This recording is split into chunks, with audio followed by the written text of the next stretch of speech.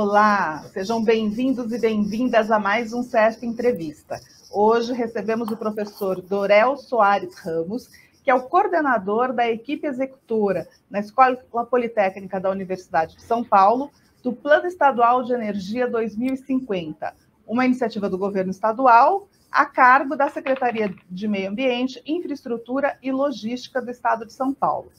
O professor Dorel possui graduação, mestrado e doutorado em Engenharia Elétrica pela Universidade de São Paulo e é professor do Departamento de Engenharia de Energia e Automação Elétrica da Escola Politécnica. E também é sócio-administrador da MRTS Consultoria e Engenharia Limitada. Nessa profícua carreira, ele tem atuado principalmente em planejamento de sistemas elétricos, regulação do setor elétrico, comercialização de energia e análise de riscos, geração de energia elétrica e modelagem institucional do setor elétrico. Professor Dorel, seja muito bem-vindo e muitíssimo obrigada por estar conosco para falar sobre esse plano energético do Estado de São Paulo. É uma satisfação estar aqui, queria agradecer a Rita e, através dela, agradecendo o Sindicato dos Engenheiros pela oportunidade de estar aqui discutindo com vocês um tema que eu reputo realmente muito relevante para o Estado de São Paulo e para a própria sociedade paulista, que vai, evidentemente, vivenciar os impactos que nós esperamos sempre que os impactos positivos superem de longe os impactos negativos. Conta para a gente o que é este Plano Energético Estadual 2050, como ele, em linhas gerais, o que ele pretende, quando começou, quando isso deve ser concluído. Dá um panorama geral, por favor, do PE para a gente. O Plano Estadual de Energia 2050, ele tem um codinome a mais, que é o Race to Zero. A gente abrevia normalmente, eu costumo até colocar, né, PE 2050 RTZ, né, que é o Race to Zero. Qual foi a motivação de se iniciar esse plano? Isso nasceu pela necessidade do próprio governo do Estado, nem é o atual, mas o governo anterior, né, de fazer uma revisão, atualização do último plano de longo prazo que tinha sido feito no caso do Estado de São Paulo, que é o Plano Paulista de Energia, que ele foi elaborado e trazido ao público em 2012, mas tinha como horizonte 2020, que a essa altura já é passado. Então, um plano que já estava com a validade vencida, e além do que ele tinha sido feito no momento, em 2012, que as questões climáticas de sustentabilidade, de transição energética, nada disso estava na pauta. Ele teve seu valor, evidentemente, norteou as ações durante algum tempo, mas ele não olhava essa correlação importante de se visualizar, por exemplo, a redução da pegada de carbono, que é o mote principal do PE 2050, da atualização. Ele foi um plano convencional, digamos assim. Se procurou projetar a demanda e olhar, no caso do Estado de São Paulo, a melhor forma de você atender essa demanda ao longo desse horizonte, naquele caso, como eu disse, 2020. Então, daí surgiu, né, a necessidade de se pensar numa revisão do plano. O que, de fato, acelerou o processo foi que, globalmente, a intensificação das mudanças climáticas cada vez mais agressivas, a conscientização de que nós devemos caminhar num processo de transição energética buscando um futuro que acomode, de certa forma, esses impactos, né, que nós estamos sentindo, né? Julho, por exemplo, eu vi ontem que é o julho mais quente da história registrada, né? Nós não sabemos lá atrás, mas desde que se registra, é o mais quente de todos. Então, realmente, os efeitos estão aí e a gente não pode negá-los. Acho que isso é inquestionável e a gente tem que tomar alguma medida para isso. Bom, dentro desse contexto, então, nasce a motivação de se criar uma campanha global que é a chamada Race to Zero e também Race to Resilience, ou seja, a gente vai tentar buscar minimizar, no caso, tentar o zero, né? Race to Zero, o zero da pegada de carbono lá em 2050, que é o horizonte, não é de São Paulo, é global, né? E o Race to Resilience, ou seja, fazer um sistema como um todo que seja resistente a grandes impactos é o sinônimo de resiliência. A gente abrevia e olha mais o Race to Zero mesmo, né? Então, o plano tem como principal objetivo, né, e isso foi feito globalmente, um acordo, que é exatamente a campanha global Race to Zero, a qual São Paulo aderiu em 2021. Então, São Paulo aderiu em 2021, se acelerou o processo e, claro, tem toda uma tramitação, nós vamos esquecer que nós estamos no setor público, né? Envolvendo uma universidade pública com toda a sua burocracia, o Estado de São Paulo, através da secretaria, tudo isso fez com que, da proposta, quando a gente sentou na prancheta para elaborar uma proposta até o dia que o contrato foi assinado, passaram alguns meses, né? Então, em junho de 2022, efetivamente, se iniciam os trabalhos desse plano. Então, a partir disso, eu posso especificar melhor agora. O contratante, né, é o governo do Estado de São Paulo, na época, através da secretaria chamada CIMA, Secretaria de Infraestrutura e Meio Ambiente, que no governo atual ganhou mais musculatura, agora, como você já disse, chama-se CEMIL, que passou-se o meio ambiente para o primeiro lugar, então ficou secretaria, não era infraestrutura e meio ambiente, agora é meio ambiente, infraestrutura e logística. Então, realmente uma super secretaria, e aqui abaixo da qual está sendo desenvolvido o projeto, em especial na subsecretaria de Energia e Mineração, né? A secretária Natália Rezende é a secretária da CEMIL, digamos assim, né? A secretária de Estado, que responde pela CEMIL, e a subsecretaria é a doutora Marisa Maia de Barros, né? Então, esses são do lado do proponente, financiador e quem dá as diretrizes, obviamente, a partir do governo do Estado, a secretaria operacionaliza e passa para a equipe executora. E quem é a equipe executora? A Universidade de São Paulo, né, como um ente maior, mas é lógico, a universidade é muito grande, ela, claro, colocou aqui a unidade operativa que ela tinha, né, a unidade educacional, que tinha mais o viés adequado para desenvolver esse tipo de atividade, que é a Escola Politécnica.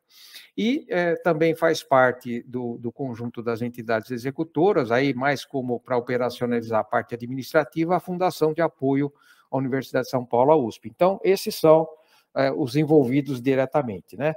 Esse projeto é bastante estratégico no âmbito do Estado de São Paulo, porque ele é um suporte para a atuação do Estado na área de energia, né? Perseguindo aquela meta que eu já me referi, que é a pegada de carbono tão próxima de zero quanto possível lá em 2050. Ele busca definir, então, as macroações, as políticas públicas, principalmente, né, para impulsionar, então, aí sim, a movimentação e a ação dos agentes econômicos, que é quem são os que fazem as coisas acontecerem, né, rumo ao atendimento, então, das diretrizes e metas do plano. É importante frisar que esse é um plano de Estado, não é um plano de governo, quer dizer, existe um governo que a gente chama governo de plantão, teve um outro, né, que passou a bola para esse vai passar a bola para o futuro, daqui quase 4 anos, 3 anos e pouco, enfim, e se vai sucedendo até chegar em 2050. A ideia é que existe um plano de Estado que, obviamente, cada governo que assuma faça o que entender para as atualizações que forem pertinentes, para eventuais visões que podem ter algum tipo de conflito, mas são ajustes. O importante é não perder de vista o plano como um todo. Por isso que eu digo que é um plano de Estado, não é um plano de governo. Ele não se reporta a governo nenhum, a partido político nenhum. Ele é um plano técnico com essa meta que está associada a um acordo global, que é o Race to Zero, né?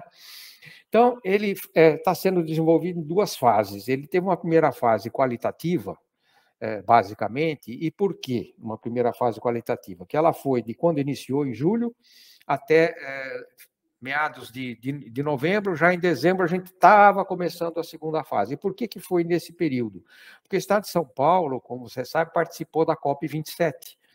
E ele tinha que participar e tinha espaço para estar lá representado, participando de reuniões. O representante era, na época, né, o subsecretário de Meio Ambiente, né, o Dr. Trani, e que precisava de subsídios, então, da área de meio ambiente, mas também, obviamente, porque interfere nisso tudo, da área de energia. Então, a outra subsecretaria, que era a qual nós estávamos reportados, né, no nosso projeto, tinha que fornecer os subsídios para que houvesse a manifestação do Estado, não como coadjuvante, mas como protagonista, né?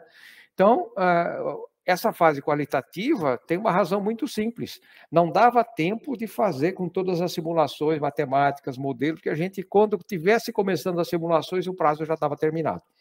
Então, nós tivemos que fazer premissas razoáveis, mas usar muito mais o feeling. Nós temos uma equipe, em alguns momentos tivemos 30 profissionais de muita experiência envolvidos, cada um na sua respectiva área, eletromobilidade, hidrogênio de baixo carbono, biocombustíveis, né, geração de energia elétrica, mudanças climáticas, mecanismos de carbono, tudo, né? Então, esses profissionais, não tendo tempo de fazer toda uma simulação estruturada, deram o seu melhor e a gente conseguiu produzir, né, o que seria um plano versão preliminar. A gente já sabia que ia ter que fazer uma revisita no período que nos foi pedido, ou seja, constava no site da CIMA, né? Agora deve ter em algum lugar no site da CEMIL, porque é um plano que está sendo substituído pelo que está sendo desenvolvido agora como segunda fase, mas ele serviu para o posicionamento do Estado na COP27. Né? Agora, a segunda fase ela tem uma substância mais quantitativa. Então, que a gente está revisitando as premissas e partindo para modelos matemáticos de simulação, etc., para que a gente tenha substância quantitativa que possa permitir, né, ajustes. Eu digo são ajustes porque eu não vejo nenhuma necessidade, por enquanto não apareceu nenhuma mudança radical em relação à nossa análise qualitativa, mas aquele ajuste fino, né, que a gente efetivamente vai fazer. É importante eu pontuar para você que desde a fase inicial até agora, e foi importante, a gente teve 4 importantes blocos de atividade. O primeiro é natural. Começou o projeto, foi um grupo que desenvolveu a atividade chamada de diagnóstico. O diagnóstico é onde estamos, né?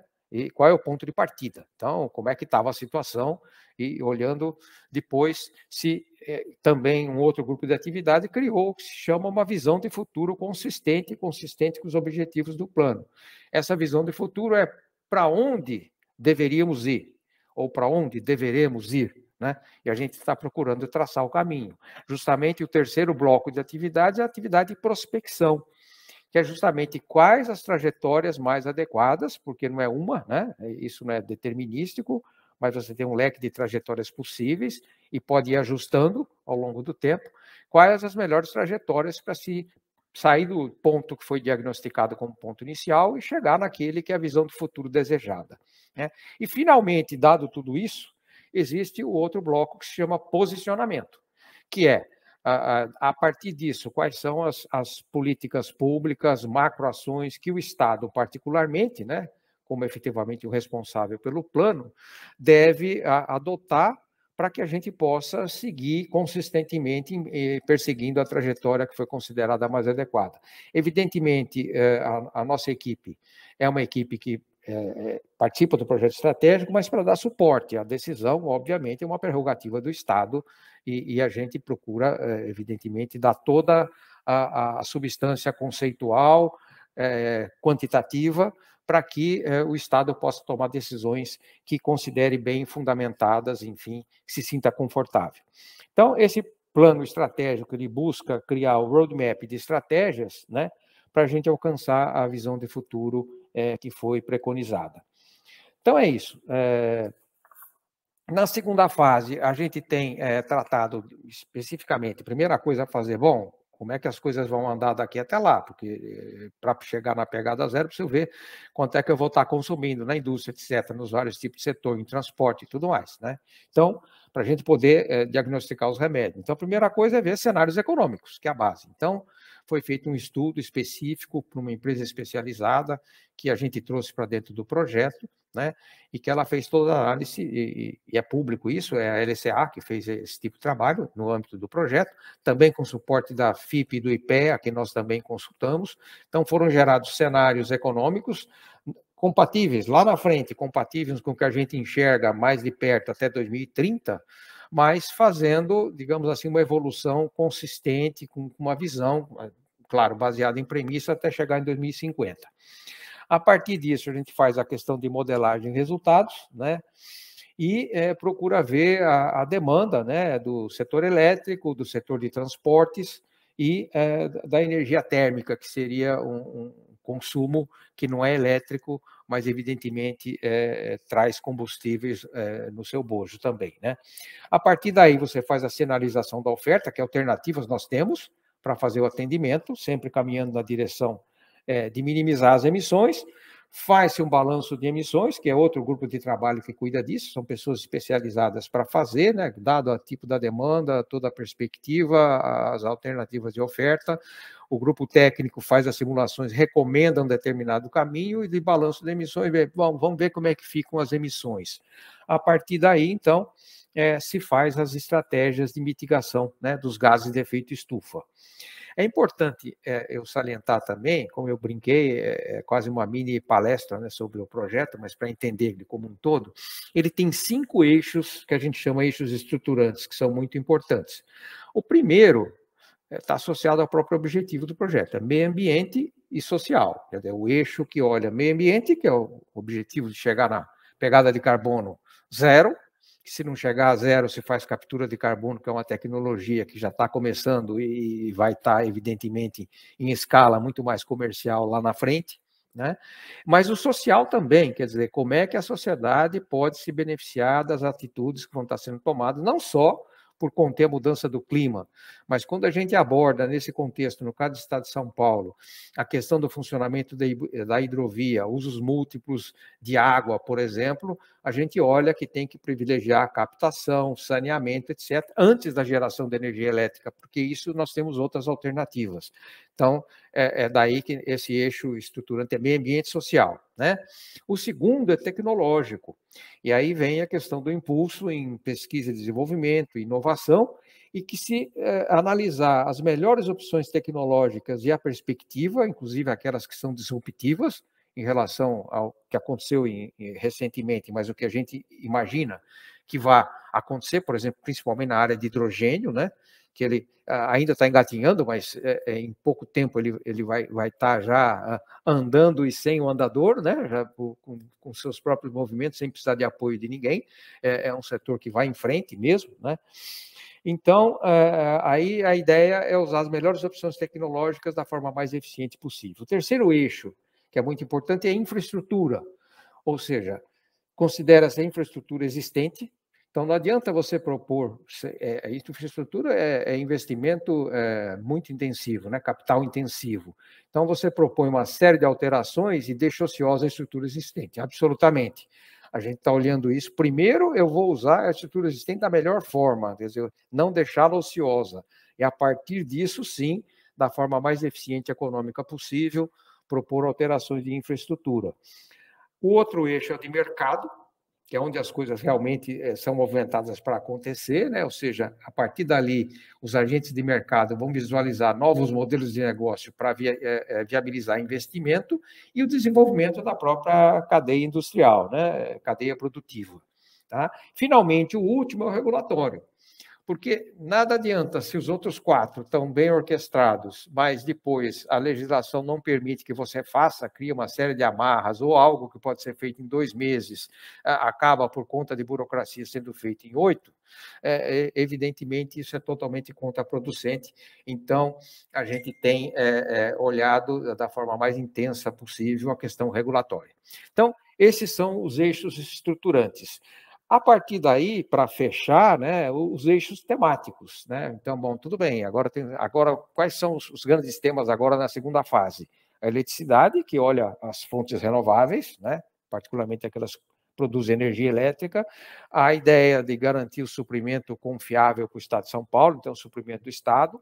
A questão dos biocombustíveis, que vai ganhando ênfase a cada dia, né? O gás natural, que a gente não seria nada. Claro, se você olhar o que a gente brinca, um ambientalista radical, ele vai dizer tem que acabar com o uso do gás em 3 anos. Não adianta, se a gente propõe algo assim, o plano já cai no descrédito logo na partida e ele vai virar um enfeite de prateleira, né? Não vai servir para nada, em outras palavras. Por quê? Porque isso não é realista. Você não vai, evidentemente, com potencial desse, abrir mão do gás, de repente, mas sim O que a gente tem que tomar cuidado é que o gás seja usado da forma mais eficiente possível e alinhado o mais possível dentro desses objetivos. Por exemplo, se você no transporte substituir óleo diesel por gás, você já está dando um salto de qualidade. Embora futuramente você possa fazer, bom, então depois eu vou evoluir para energia elétrica produzida a partir do sol e vento. Bom, tudo bem, aí eu esverdeei de vez, mas tem que ter uma etapa de transição. E o gás é o combustível, essencialmente, é o combustível dito, né, no mundo todo como combustível de transição. Então, é aquele que a gente, de fato, aceita mais. O hidrogênio de baixo carbono, que se hoje ainda, principalmente no estado, ainda tem uso incipiente, produção pequena em relação às necessidades, ele tende a evoluir bastante. No plano, nós estamos vendo, né, que 10, 20 anos à frente, no caso 2050, 30 anos à frente, ou quase 30, que realmente o hidrogênio vai ser competitivo e vai ter um papel importante na nossa matriz. Não podemos deixar de falar que o consumo de energia mais eficiente e mais verde que tem é o não consumir, é a eficiência energética. Então, evidentemente, não adianta só aumentar a oferta. Não. Primeiro, vamos consumir bem, né? Então, em outras palavras, se eu posso trocar chuveiro elétrico por aquecimento solar nas residências, por que não criar políticas públicas que viabilizem isso? E você já está tendo ganhos importantes. A eficiência energética no setor de transportes e assim vai. Quer dizer, primeiro, né, vamos reduzir o consumo ao mínimo da forma mais eficiente. Então, esse é um ponto que não poderia estar fora aqui. E também, digamos, dentro dos eixos temáticos, a questão, né, do balanço de emissões. Para fechar a mini palestra sobre o plano propriamente, eu vou só falar dos vetores de transformação. A gente está considerando no nosso trabalho o que nós chamamos de setor energético, não é elétrico, tá? Também se fala da mesma forma, mas nós ampliamos a definição setor energético, porque aí entra transporte, energia elétrica e aqueles combustíveis térmicos, para uso térmico, né, que não passam pela energia elétrica. Você queima o gás para produzir calor, por exemplo, e usa na indústria. Não virou energia elétrica em momento nenhum, né? Você não pegou o gás, passou na caldeira e tal, gerou energia elétrica ser usada. Não, usou direto. Então, é isso que eu me refiro. Então, a gente chama de setor de energia 4Ds, né? Se fala indústria 4D e tal, tudo mais, ou 4.0 aqui é o 4Ds, né? E quais são esses Ds? O primeiro principal, para o objetivo do plano, é a descarbonização. Então, um setor energético que visa e busca alternativas sempre na direção da descarbonização. Então, primeiro D, descarbonização. O segundo, digitalização, para a gente poder fazer aqueles usos eficientes, o eixo tecnológico, né? Então, a gente vai estar buscando a internet das coisas, o IoT, Big Data, nós vamos estar falando de inteligência artificial, tudo isso, redes inteligentes, tudo isso na direção de usar tecnologias de ponta e que permitam que a gente busque essa descarbonização, que é o primeiro D, de forma mais eficiente, dando mais instrumentos para isso, digamos assim. O terceiro, que também é relevante, o outro D, o terceiro dele é o da descentralização. Então, em vez de fazer só grandes usinas, grandes empreendimentos, como tínhamos as grandes hidrelétricas, essa época meio no estado de São Paulo acabou, né? Não tem mais nenhum aproveitamento de grande porte hidrelétrico dentro do estado, estão lá no norte, né? Se ambientalmente forem viabilizados, mas dentro do estado não tem como, nem viabilizar, porque nem tem o potencial. Então, a gente, ao falar da descentralização, fala, bom, então vou fazer geração distribuída. É alguma coisa que tem sido feito. Eu tenho até ex-alunos que têm empresa que já estão, não vou fazer propaganda de graça, né? Não vou falar o nome, mas tem mais de uma, que faz o que se chama do condomínio solar. Quer dizer, ele vai, compra um terreno razoável, proximidade de uma cidade, no interior de São Paulo, por exemplo, coloca lá até 5 mega, que é o que a legislação prescreve, poder ser geração distribuída, e vende cotas, né, na região. Então, o cara na padaria comprou cota, ele vai ter desconto na conta de luz sem precisar ter o inconveniente porque é mais cômodo para ele ter isso fora da cidade, alguém que cuide, né, do painel sobre o seu próprio telhado, em que ele tem que, de vez em quando, chamar alguém, fazer manutenção, lavagem, enfim, tomar todo aquele cuidado. Ele pode se concentrar no seu core business, que é fazer pão, e simplesmente ter desconto na conta de luz no final do mês. Isso está proliferando, tá, em termos de Brasil. No caso de São Paulo, a gente já conseguiu ultrapassar Minas Gerais, né, em termos de energia solar instalada. Então, é a descentralização. E o prosumidor, que é o consumidor do futuro, que com os incentivos adequados vai ter sua própria geração, vai ter incentivo econômico para colocar até armazenamento de energia, porque se a gente, na regulação, que é o outro eixo, fizer tarifa dinâmica, ele vai ver a cada momento quanto custa a energia, ela vai ter preços variáveis ao longo do dia, ele pode falar, opa, vou armazenar a energia do sol da meio-dia, 2 horas, e levar para usar do período da noite, quando, por exemplo, a energia fosse mais cara, a hora da ponta, né? Por exemplo. Tá? Então, esse tipo de coisa ele faz com armazenamento, mas ele só vai fazer isso se tiver incentivo econômico. Então, isso passa pelas reformas regulatórias que a gente tem que fazer. Mas é importante, então, descentralizar. Não é o grande continua tendo seu valor, mas o pequeno tem muito valor e tinha sido relegado a segundo plano até agora. E o último D, o quarto, é o diversificação. Esse é muito relevante. Vamos diversificar nossa matriz. Não vai ter só solar, nem só eólica, nem só hidrogênio, nem só biometano, o que seja, gás natural, hidroelétrica. Ela tem que ser diversificada. Graças a essa diversificação que ocorreu de 2001 para cá, que ainda pode ser intensificada, nós não tivemos racionamento na crise chamada crise hídrica de 2020 e 2021. Foi o pior período hidrológico desde que a gente segue a hidrologia de 1934 para cá, e o sistema passou incólume. Em 2002 teve racionamento e forte, porque lá nós só tínhamos basicamente hidroelétrica, e termoelétrica tinha uma participação pequena. Então, quando a hidroeletricidade, digamos assim, foi atingida por uma hidrologia muito severa do ponto de vista de secura, digamos assim, produziu muito menos, não tinha alternativa, teve que cortar.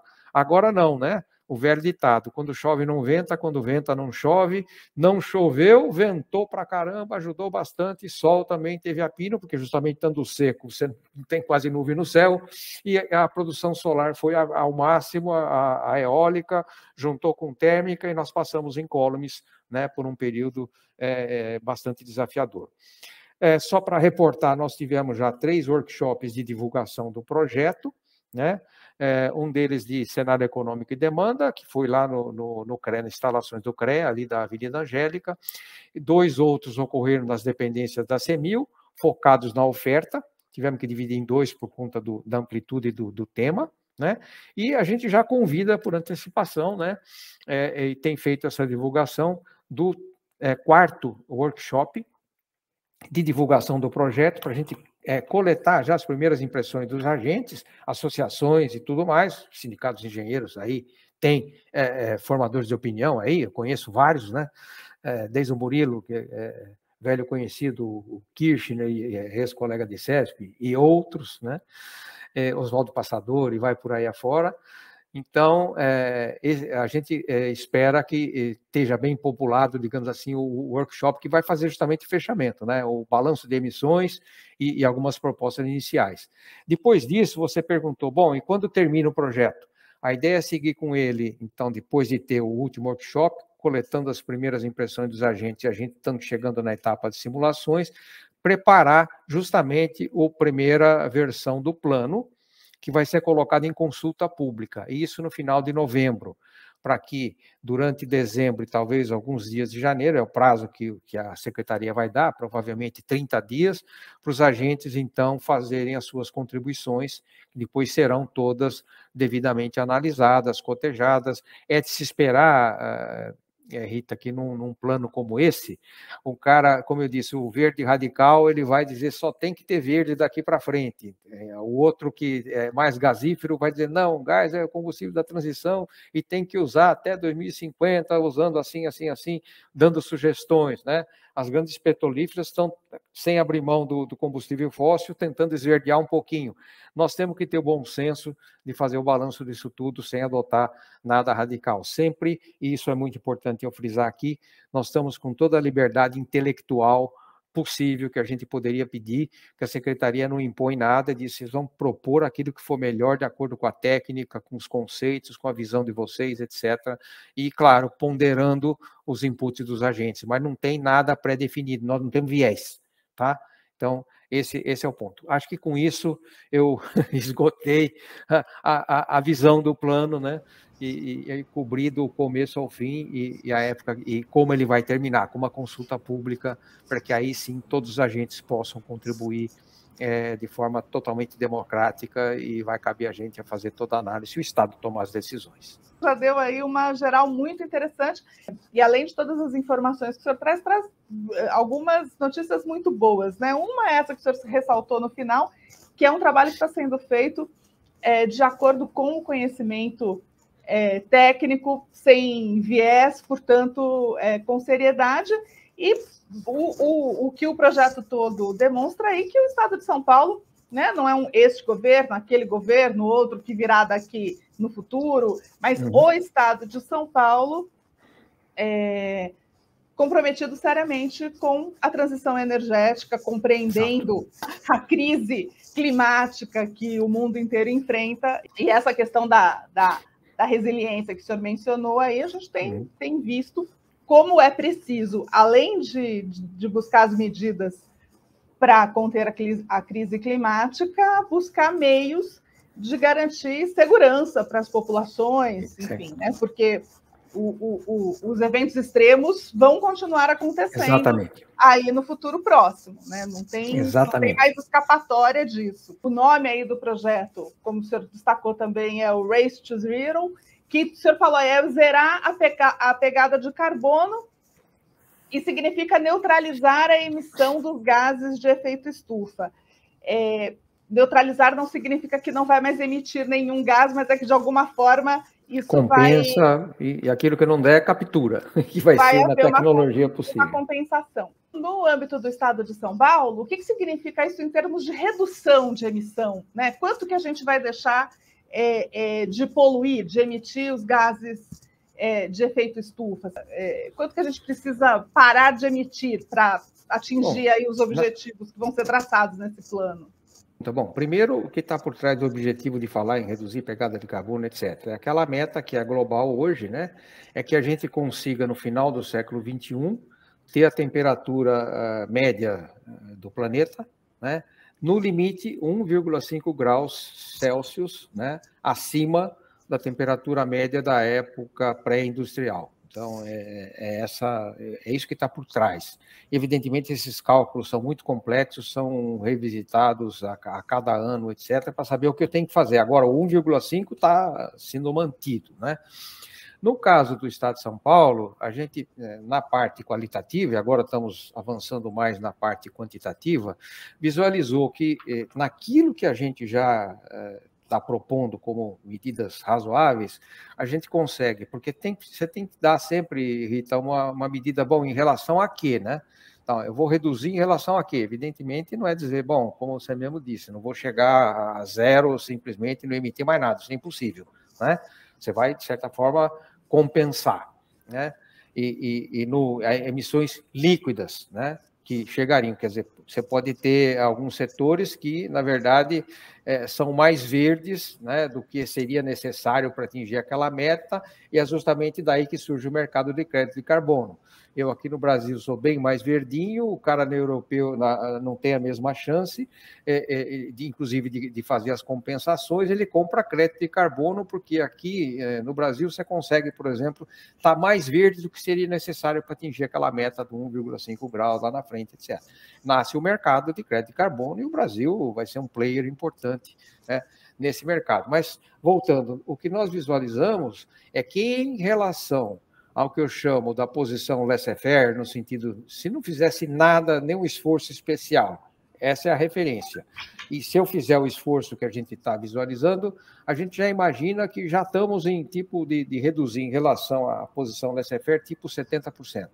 Agora, nós não terminamos, nós estamos na fase de simulação, então, evidentemente, a gente tem possibilidade de, em relação a esse nível de referência, digamos assim, né, a gente ter realmente reduções até mais importantes, inclusive gerando créditos de carbono, o que vai permitir que os agentes atuantes no Estado de São Paulo possam atuar também nesse mercado e viabilizar seus investimentos na medida que parte das receitas podem vir simplesmente de vender crédito de carbono, né? Eu estou sendo mais verde e vendo crédito de carbono para o cara que, sei lá, na China tem que fazer com geração a carvão, porque também não dá para jogar o carvão fora, não tem alternativa. Ele não tem meios energéticos de atender toda a demanda só com combustível hidroelétrico, por exemplo, né? Tem essa discussão sobre o potencial do etanol, que ainda não foi é totalmente utilizado, porque, por exemplo, as pessoas continuam colocando gasolina no carro, né, numa proporção bem maior do que seria necessário pela disponibilidade de etanol.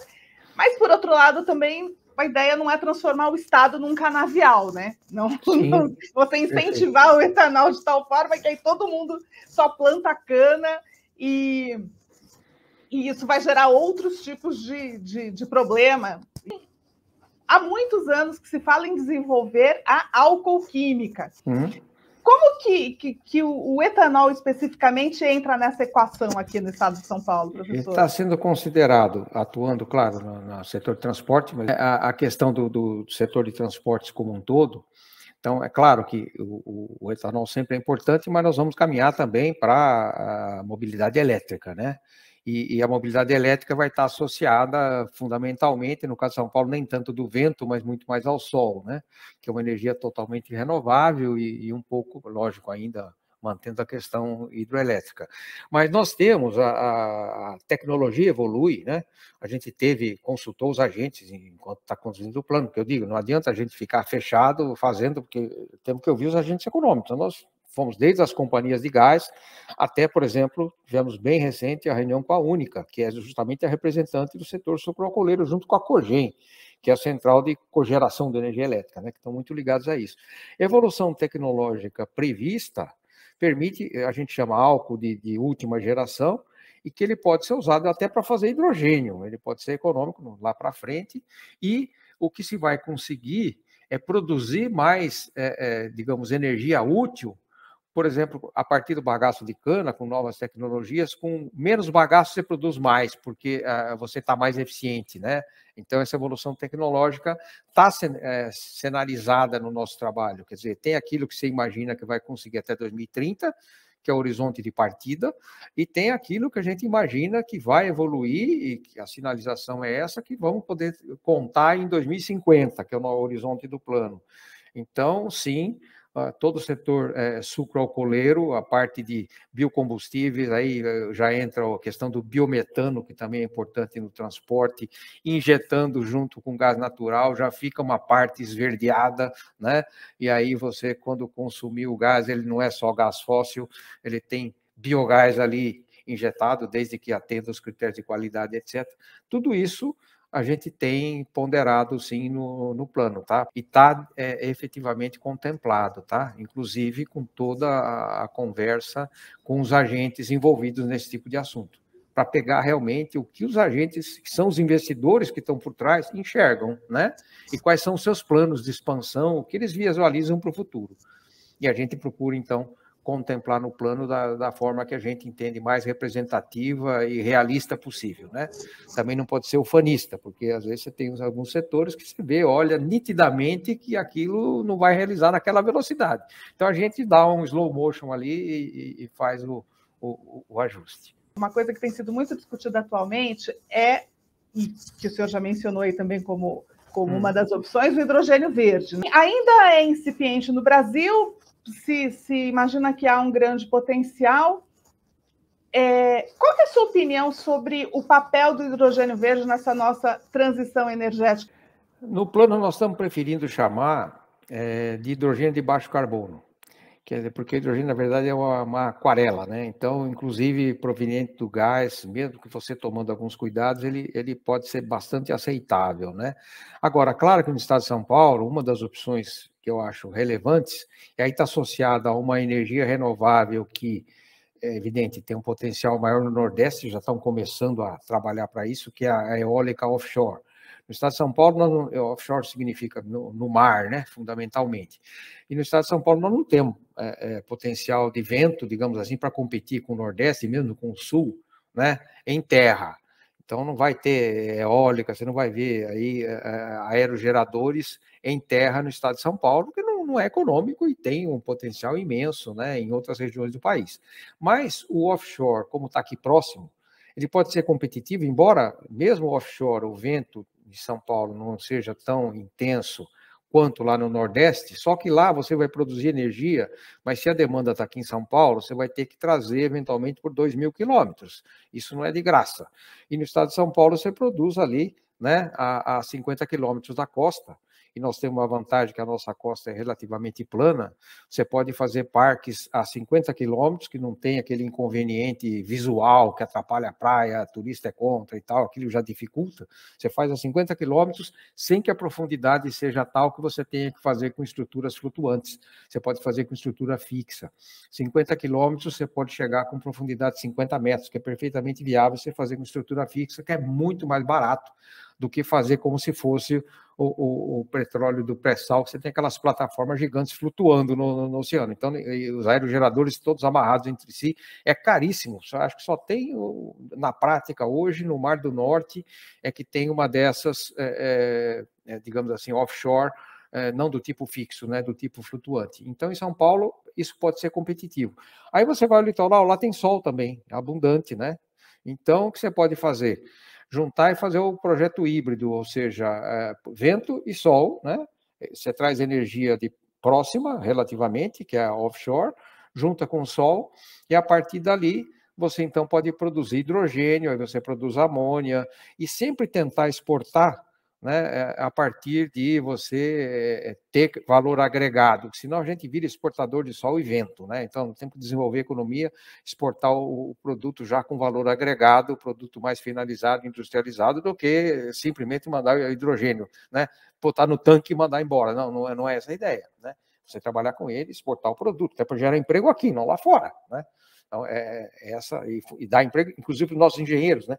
Trabalhando muito mais aqui, né, e vai abrir muito as possibilidades e o mercado para isso. E aí você pode, então, fazer fertilizante, amônia, etc., e pode ser vindo a partir de eletrólise, e esse, até nessa situação, seria o verde, né? Mas nós estamos preferindo aqui não simplesmente proibir outras cores, né, da aquarela do hidrogênio. Nós não queremos cinza, mas hidrogênio azul, como se fala hoje, quer dizer, outras cores são aceitáveis, e a gente prefere chamar, a CEMIL, inclusive, ele recomenda que chame hidrogênio de baixo carbono. Quer dizer, não quer zero, mas é baixo carbono. Então não precisa ser verdinho na acepção da palavra, mas de baixo carbono, com certeza, tá? Isso nós estamos contemplando. Isso tem um grande mercado no estado de São Paulo. E como o senhor destacou, deve gerar, inclusive, mercado e oportunidades para a engenharia e para os engenheiros do estado de São Paulo e do Brasil, digamos. O plano como um todo, você vai desde redes elétricas, redes inteligentes, resposta à demanda, que é isso que está se fazendo, aproveitamento da energia solar. Uma coisa que eu não cheguei a citar, Rita, que é importante, em São Paulo você tem as hidrelétricas, já estão lá, mas elas têm área de reservatório importante. Você pode fazer o que a gente chama de projetos híbridos, tem que atuar na regulação para ela ser mais permissiva do que é hoje, e faz projetos híbridos hidrossolares, né? Então você tem o hídrico, agora você faz um híbrido e coloca, inclusive, painéis flutuando, né, na superfície do reservatório. A área não é relevante comparado com a área do reservatório.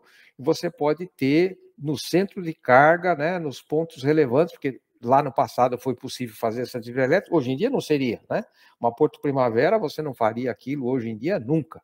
Ela foi feita na época do decreto-lei, né? Não se discutia muito, fazia o decreto, mandava fazer, acabou, né?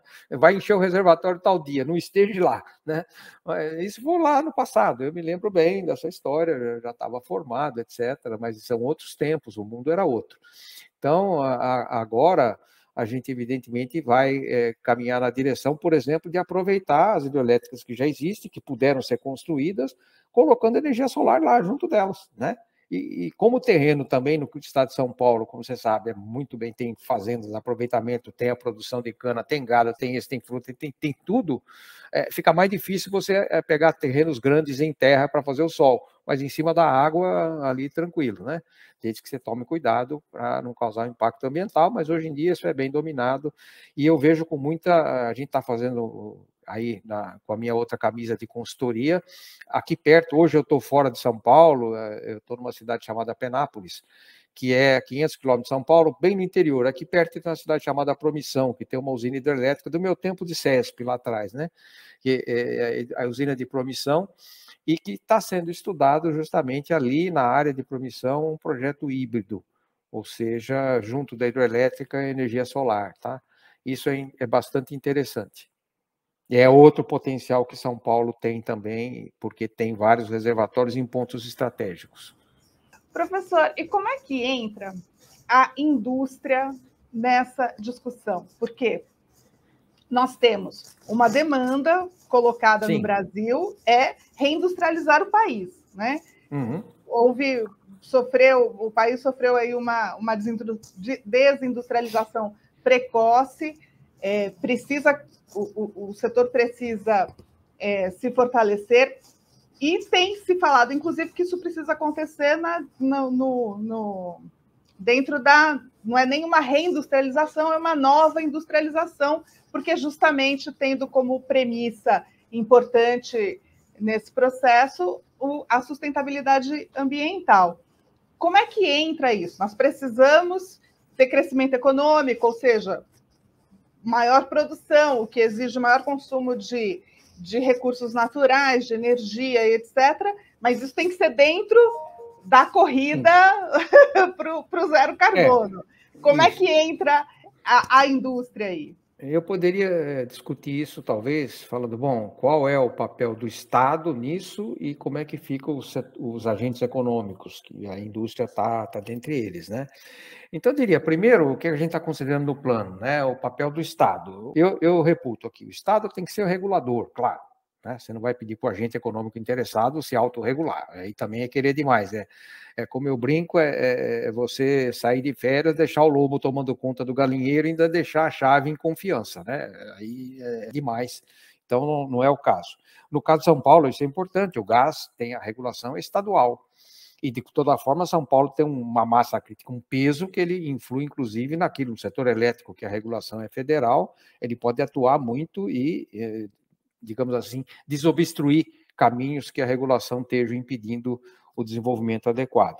Ele tem que ser fiscalizador, formulador de políticas e catalisador do desenvolvimento. Então, o Estado de São Paulo, dentro do plano, a gente visualiza fazendo políticas públicas, né, ações de catalisação de investimento. Eu dou exemplo aqui do Investe São Paulo, que já tem cerca de 18 bilhões ali articulados, que não são investimento do Estado.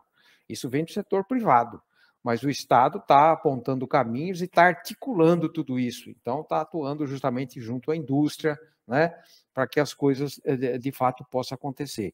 Em algumas áreas que não está se pensando em privatização, teria sentido a PPP, né? Então, por exemplo, o aproveitamento de resíduos sólidos, né, é um caso, porque dificilmente vai privatizar e não é tão simples isso. Na parte de saneamento, né, fica aí discutindo, não sei se a Sabesp vai ser ou não ser privatizada, e não é só a Sabesp, tem várias empresas municipais, etc. Não precisa privatizar. Aí pode sair as PPPs, né, parceria público-privada, em que você chama o agente privado para participar também, e o Estado não precisa ser, o setor público, majoritariamente o investidor, mas tem ali justamente quem tem a expertise e quem deve direcionar os investimentos, né? O Estado pode viabilizar novos modelos de negócio, isso é um pouco o papel da Invest São Paulo, e também ele sinalizar e prover segurança jurídica, porque investidor não investe se ele perceber em segurança jurídica particularmente, né? Então, onde é que entra agora, vamos voltar no setor empresarial, né? É ele que faz as coisas acontecerem. Então, ele vai responder, aí vem o link com a primeira parte que eu respondi aqui, né, que eu coloquei, que é o papel do Estado, as provocações e estímulos do Estado, os incentivos que o Estado vai dar. Né? Por exemplo, você vê os incentivos fiscais que levaram o setor eólico a desenvolver na velocidade que desenvolveu e do porte, etc., na região Nordeste. Né? Então, por exemplo, em vários lugares, o Estado falou, aqui o cara vem, mas o terreno é esse, ou então o valor é muito mais baixo, etc., que entendeu que o retorno disso para a sociedade compensava e que aquilo era justo. Claro que não deu isso para o primeiro que apareceu. Fez um processo público, transparente, licitatório, partindo sempre dessa premissa, né? Então, o setor privado vai responder aos estímulos do Estado, vai aproveitar as oportunidades, né? Vai formular ele os novos modelos de negócio, porque aí a indústria sabe exatamente, né, onde é que ela pode atuar, o que viabiliza e as novas oportunidades que podem surgir. E, finalmente, dentro disso, realizar o grosso dos investimentos, né? É dentro desse contexto que a indústria se insere. Claro, entrando aí e respondendo lógico, aos objetivos do próprio plano, sempre, né? Não vai entrar uma indústria altamente poluente e não tem espaço, né, para isso, não vai ter os incentivos, então, certamente vai estar alinhada com isso, tá? E aproveitando a oportunidade, no caso brasileiro, por exemplo, até o mercado de carbono, nós temos um grupo de trabalho dentro do plano, que é um especialista dessa área, que olha a questão do mecanismo, né, e mecanismo de mercado, que é o mecanismo de crédito de carbono, né? Tá? Então, acho que é isso. Ok. Professor, estamos caminhando aqui para o final da nossa conversa, mas eu queria que o senhor comentasse o seguinte. O senhor até mencionou sobre o gás, que é um combustível importante aí para a transição, mas nós temos reservas enormes de petróleo, né? Que foram, com o achado do pré-sal, anos atrás, as reservas brasileiras cresceram muito e ainda existem. Como que o que o Brasil faz com o petróleo que tem? Assim, isso segue usando do mesmo jeito? Qual que é o caminho em relação a isso? Esse é um ponto, inclusive no caso do estado de São Paulo, muito mais do que o petróleo é o gás, né? Nós temos muito gás na Bacia de Santos, por exemplo. Então, se olhando o objetivo do plano, porque olhando sobre esse aspecto que eu faço com o petróleo, é o que a Petrobras faz com ele no nível federal, né? Que ela olha tudo, e aí tem bastante petróleo. O que ela fez? Criou até uma diretoria, que é meu amigo, que eu brinco, que é o vetor coluna Maurício Tomasquim, né? Que é o diretor de transição energética. As grandes petrolíferas falam, tá bom, eu não vou deixar de atuar com petróleo, mas vou tentar tornar o uso muito mais eficiente e, ao mesmo tempo, ter uma certa compensação, porque eu vou investir também em energia renovável e tal, é o caminho da Petrobras. No caso do estado de São Paulo, a pergunta é em relação ao gás.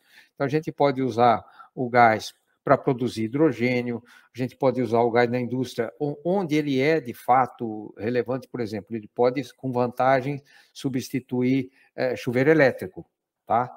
Aí, sim, o gás tem seu espaço, ele não perdeu esse espaço. De novo, a gente não pode ser radical. Dizer, eu vou deixar, eu diria, se a gente falasse isso, Rita, o plano não seria realista, né? Eu vou deixar o gás todo lá? Não, isso não é viável.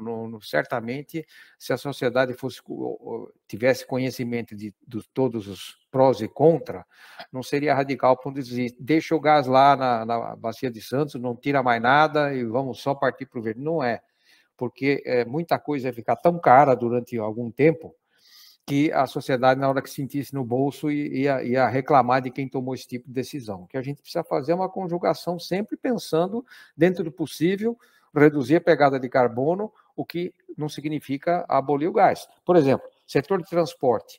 Não é viável agora, a mais curto e médio prazo, você imaginar que a frota pesada, por exemplo, que é aqui polui, e mais de 30% digamos assim, dos gases de efeito de estufa do Estado vem do setor de transportes, né? Que eu pegue aquilo que é diesel hoje e tudo fique elétrico não, porque estou falando de caminhão, etc., né? Mas que fique esverdeado, digamos assim, né? Com hidrogênio, por exemplo. No futuro pode até ser, né? Hidrogênio verde. Mas no presente não é uma alternativa. Com bateria, etc., virando elétrico, não é o caso. Se você trocar diesel por gás, você já está dando um salto grande na direção adequada, que é descarbonizar, porque o gás é muito menos poluente do que o diesel. Então, a gente tem que fazer passo a passo, né? Não pode ser radical. E, como eu disse, o gás é considerado mundialmente o combustível da transição. Então, ele é o cara que vai estar presente. Então, o gás da Bacia de Santos ainda vai ter uso por um bom tempo, sempre tendendo, é claro, até porque ele vai acabar sendo mais taxado e tudo mais, como todo combustível fóssil, direcionando para você usar energias, digamos assim, que produzem menos, emitem menos gases de efeito de estufa, mas não dá para eliminar isso da noite para o dia. Então, de novo, é imaginar uma transição e certamente o gás da Bacia de Santos que está lá pode não ser usado todo, porque o potencial é muito grande, mas uma parte dele certamente será nos próximos décadas, aí, né? 2, 3 décadas. Tivemos aqui uma aula com o professor Dorel sobre o plano estadual energético, e vamos seguir acompanhando agora, né, os próximos passos e os resultados que virão pela frente. Professor, eu agradeço muitíssimo sua disponibilidade e essa conversa aqui super interessante conosco. Ok, Ita, eu que agradeço e cumprimento também a quem depois estiver assistindo a essa entrevista. E a gente espera, né, Ita, nós esperamos que vocês gostem e que a gente tenha contribuído para se poder entender a amplitude desse plano e o alcance, né, que está se buscando para ele. Isso mesmo. E muito obrigada também a você que acompanha a mais esse CESP Entrevistas. Fique sempre ligado no canal do CESP para conteúdos bacanas como essa entrevista com o professor Dorel. Até a próxima!